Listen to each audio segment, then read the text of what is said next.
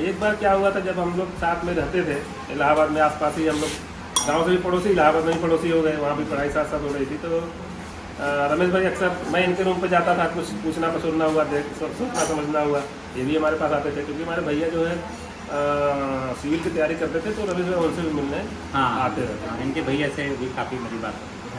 तो रमेश भाई एक दिन आए थे, शाम का समय था और हम लोग पढ़ रहे थे, तो ये आए। तो उसके बाद मैंने इनको देखा तो मुझसे रहा नहीं गया, और मैंने एक चीज़ बोली कि यार रमेश, आप कम से कम एक कपड़ा तो ढंग का बनवा लो। तो इन्होंने कहा था, वो चीज़ मुझे याद रहती है, भूलती नहीं है, और उस शब्द में भी काफ़ी दम था, इसीलिए मुझे याद भी है सर, नहीं तो चीज़ें इधर सुनो इधर भूल जाता, याद नहीं रहता। तो आपने कहा था कि कपड़े में क्या दिक्कत है, कपड़ा तो सब ऐसे ही रहता है, अगर मेरे पास पैसा होगा तो मैं उससे एक किताब और ख़रीद लूँगा पढ़ने के लिए। तो वो चीज़ जब मैंने सुनी तो मुझे अच्छा लगा कि मतलब उससे भी मैंने सीखा कि हमको प्रायोरिटी जो है डिसाइड करना चाहिए, कौन हमारे लिए कौन सी चीज़ ज़्यादा जरूरी है, उसको करना चाहिए। तो आपके जीवन से कई सारी चीज़ें मुझे याद रहती हैं। अभी रवि जी बता रहे हैं, ऐसा मुझे याद नहीं है, बोला ही होगा, आप बोल रहे नहीं, हो। बिल्कुल मुझे याद है ना, क्योंकि जब किसी को किसी चीज़ से प्रेरणा मिलती है तो उसको नहीं याद रहता, हम किस चीज़ से प्रेरणा ले रहे हैं वो हमको ही याद रहता है। मुझे याद नहीं, लेकिन होगा, कपड़े वपड़े तो लेकर के मैंने आपको, मेरा ब्लॉग देखते होंगे तो मैंने बताया हो इसके कहानी के बारे में, कपड़ों की कहानी के बारे में। ये भैया हैं रवि, और इलाहाबाद में जब हम तैयारी कर रहे थे तो उस समय 2 साल हम थे इलाहाबाद में, तो तभी मेरी इनसे पहचान हुई। तो ये जो है बगल वाली बिल्डिंग में नीचे रहते थे, हम ऊपर रहते, तो आना जाना रहता था, ऐसे हम एक दूसरे को जानते हैं। अगल बगल हम लोग रहते थे, और इनको पहले से ही जानकारी हो गई थी इनके बारे में, क्योंकि ग्रेजुएशन पे इन्होंने जब डबल गोल्ड मेडल ले लिया था तो हम जान गए थे, हम क्योंकि पड़ोस के रहने वाले हैं। फिर इलाहाबाद में भी हम लोग पड़ोसी हो गए, तो वहाँ पर तैयारी करने के बाद इन्होंने जो है कुछ इनको मैसेज मिला, पहले मेडिकल की तैयारी कर रहे थे तो उसको छोड़ करके इन्होंने फिर सिविल की तैयारी करना चालू किया।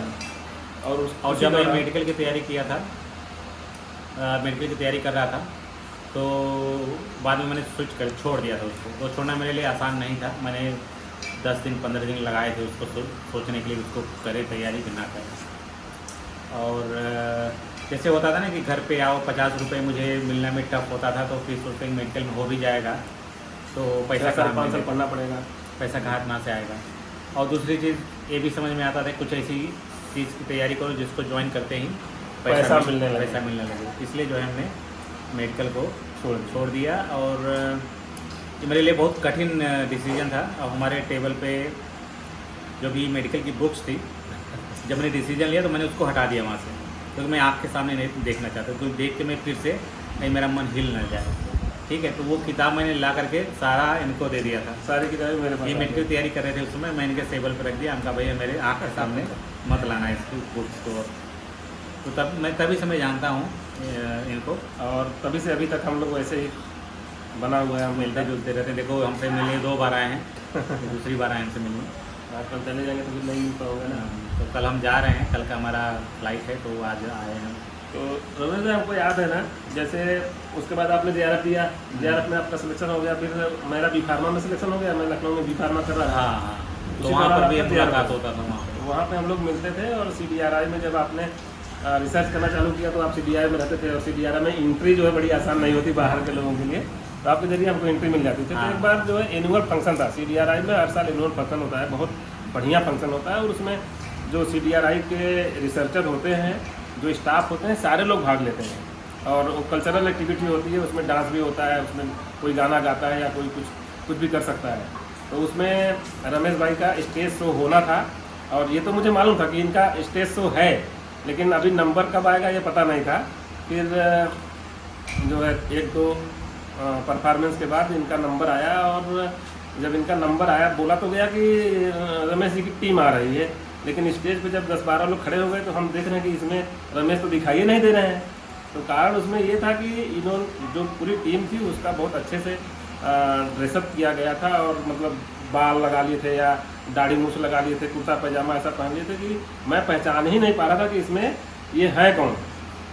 लेकिन बाद में क्योंकि स्टेज शो इनका था तो जो लीडर रहता है वो पहचान लिया जाता है, तो फिर तब जाके मैं पहचाना। इस तरह का बेहतरीन ड्रेसअप हुआ था कि पहचानना उस समय मुश्किल था। और मुझे बड़ा आश्चर्य लगा था उस समय कि आदमी जब रिसर्च करता रहता है तो वो खुद ही इतना बड़ा टॉपिक रहता है कि रिसर्च करने में ही आदमी उसी में बिजी रहता है, उसके साथ भी इतना सारा मतलब एक्स्ट्रा एक्टिविटी कैसे कर लेते हैं। मैं बहुत उसमें मुझे अच्छा भी लगा था और मैं दिमाग में मेरे प्रेशर भी पड़ा था कि यार इतना ज़्यादा कैसे सोच लेते हैं। मुझे बहुत अच्छा लगा। CDRI में जब मैं था तो PhD के दौरान मैंने बहुत कुछ वो सब किए जो मैंने लाइफ में कभी नहीं किए थे, जो मैंने मिस करता था करने के लिए, उसमें छोड़ दिया था। जैसे मैं स्टैंड अप कॉमेडियन करता था, मिमिक्री आर्टिस्ट था, और मैं ड्रामा शो करता था। और ड्रामा शो ही था सर जो मैंने देखा था उसमें, क्योंकि 10-12 लोग उसमें काफ़ी चढ़ बढ़ के भाग ले। हाँ, नुक्कड़ नाटक एक मैंने किया है, तो काफ़ी मैं भाग लेता था इन सब चीज़ों में। और इनके जरिए मुझे भी एंट्री मिली CDRI में जाकर के देखने के लिए वहाँ पे कौन कौन से जीव पे किस तरह से रिसर्च के लिए रिसर्च होता है। आपने हमको दिखाया भी था कि इंजेक्शन कैसे करते हैं, वो सारी चीज़ें मैंने आपके जरिए ही देखी और अपने साथ इंजेक्शन कैसे लगाता है। हाँ, और बहुत सारे लोगों को ले जाके दिखाया भी। हाँ, जो भी किसी के जो भी आता था ना, हाँ, हमारा दोस्त या कोई गांव का, तो उसको मैं एनिमल हाउस जरूर ले जाता। जैसे मैं B.Com कर रहा था ना, तो उस समय वहाँ पे बड़ा चर्चा रहती थी विभागा के अंदर, बड़ा चर्चा रहती थी CDRI में से जो रिसर्च कर रहे हैं वो पढ़ाने के लिए आए हैं। अच्छा। तो कोई टीचर ऐसा आ जाता था जो PhD वहाँ से करता था CDRI से ना, तो नाम हो जाता था। तो वहाँ जाने के सब लोग सोचते थे, लेकिन एंट्री ऐसे तो हो नहीं सकती। तो आपके रेफरेंस से मैं खुद भी गया और अपने कई दोस्तों को भी वहाँ पर कैसे रिसर्च। हमारे जब मैं CDRI में था तो जब भी कोई मेरे से कोई मिलने आता था, चाहे दोस्त हो या फिर कभी कभी गांव के भी लोग आते थे, जैसे कि वहाँ पे PGI था ना, तो हॉस्पिटल था, तो लोग इलाज के लिए आते थे, तो हमसे मिलने आते थे। तो जो भी आता था तो उसको मैं एनिमल हाउस जरूर लेके जाता था, क्योंकि एनिमल हाउस में जाओगे तो कई प्रकार के एनिमल थे। चूहा और रेड तो था ही, रैबिट था, गोइनी पिग था, उनको देखने बड़ा अच्छा लगता था। बहुत सारी चीज़ें हमने रमेश भाई के बारे में जितनी मुझे जानकारी थी मोटी मोटी, हालांकि इनकी कहानी शुरू से लेकर अभी तक बहुत ही इंटरेस्टिंग और बहुत ही चैलेंजिंग रही है। और रमेश भाई साइंटिस्ट होने के साथ साथ रिसर्च भी करते हैं, और अमेरिका जैसे देश में एक साइंटिस्ट के पद पर काम करते हुए भी इन्होंने YouTube की जो पावर थी उसको पहचाना, और इन्होंने YouTube पर भी काफ़ी नाम कमाया है। काफ़ी अच्छा चैनल इनके चलते हैं और इनके परिवार में भी बहुत सारे चैनल चलते हैं। और इनसे हमारी क्योंकि रेगुलर बात होती रहती थी, तो बातचीत में YouTube की बात होती थी, और इन्हीं से प्रभावित होकर के मैंने भी अपना एक YouTube का चैनल बनाया जिसका नाम इंडियन विलेज ब्यूटी है। और इंडियन विलेज ब्यूटी। तो भैया के चैनल का नाम है इंडियन विलेज ब्यूटी। इनके यूट्यूब चैनल का लिंक हम इनके अब मेरे वीडियो के नीचे एक लिंक है, उस पर क्लिक करेंगे तो भैया का चैनल आप देख लेंगे। अर्णव बताओ, है ना, इंडिया कब आना है नेक्स्ट टाइम?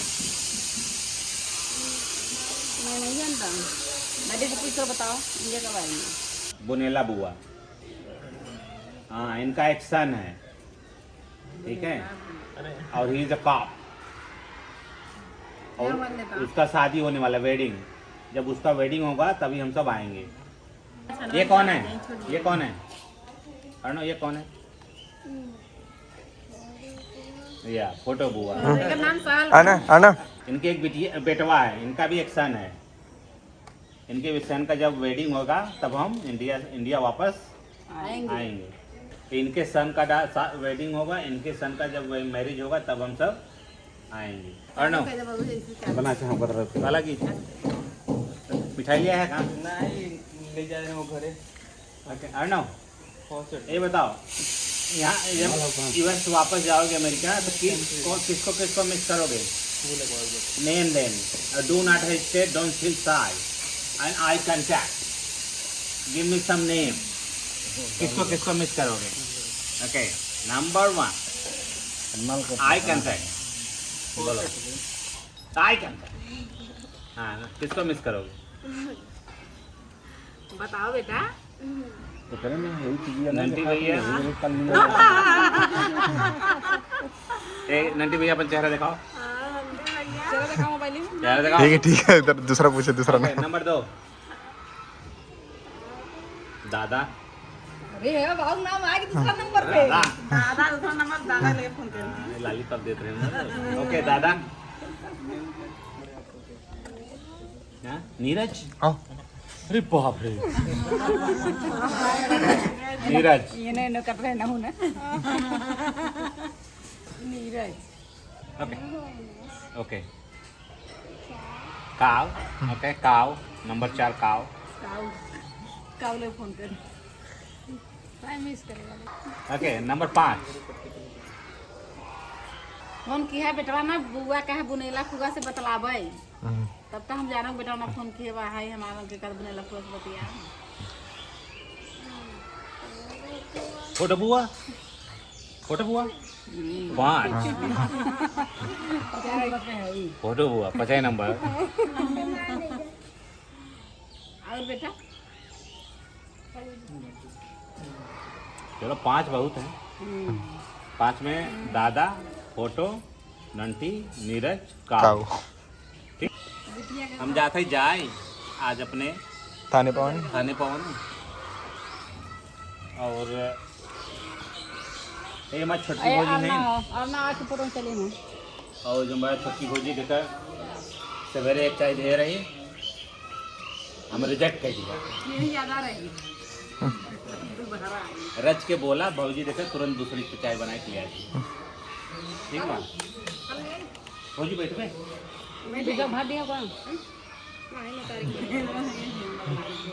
अब देखा भौजी के जेठौर बैठा है ना इधर बुढ़ाऊ बैठा है तो भौजी में बैठ नहीं लिए बा ठीक बा बोल तो सकत हो ना हाँ बोल सकत है ना और लड़ाई भी कर सकत है आना आवा लेकिन बैठ ना सकेंगे जब फोटो बुआ के